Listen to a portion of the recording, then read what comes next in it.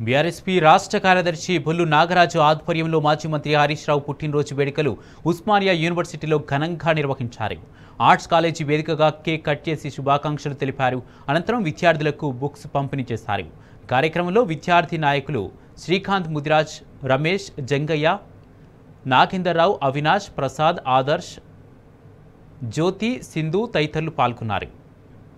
తెలంగాణ ప్రజల ప్రదాత assembly tiger Harish అన్న జన్మదిన వేడుకలు ఉస్మానియా యూనివర్సిటీలో బీఆర్ఎస్వి ఆధ్వర్యంలో అంగరంగ వైభవంగా వివిధ పరీక్షలకు ప్రిపేర్ అవుతున్నటువంటి విద్యార్థులకు బుక్కుల పంపిణీ కార్యక్రమం, అదేవిధంగా కేక్ కటింగ్ తో పాటు అనేకమైనటువంటి కార్యక్రమాల ద్వారా ఈరోజు ఉస్మానియా యూనివర్సిటీలో హరీష్ అన్న గారి వేడుకలు బంగారంగా వైభవంగా జరిగినాయి.